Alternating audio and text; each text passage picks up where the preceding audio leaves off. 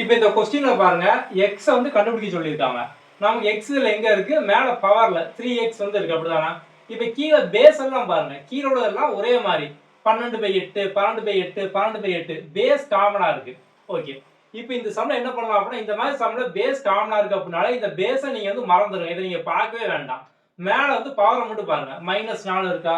-4 வந்து போட்டுருங்க. இங்க 3x இருக்கா? 3x வந்து போட்டுருங்க. அடுத்து இங்க 5 இருக்கா? இந்த 5 வந்து போட்டுருங்க. ஓகே. நம்ம வந்து சர்ட்ஸ் அண்ட் இண்டிசஸ் சொல்லி வந்து படிச்சிருக்கோம். என்ன அப்படின்னா இப்போ இங்க நமக்கு வந்து கீழ வந்து நமக்கு பேஸ் காமனா இருக்கு.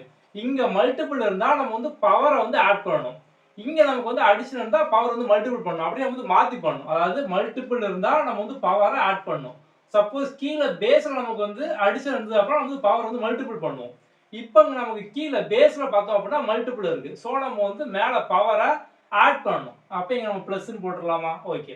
இங்க நமக்கு வந்து ஈக்குவல் டு இருக்கு. அதோட 3x அடுத்து இங்க ஈக்குவல் டு. அப்ப நம்ம ஈக்குவல் டு அப்படியே போட்டுறலாம் ஈக்குவல் டுன்னு. ஓகே. இப்போ அடுத்த ஸ்டெப்ல இந்த -4 ஈக்குவல் டு அந்த பக்கம் போச்சு அப்படின்னா +4 ஆயிரும். அப்ப 5 + 4 9.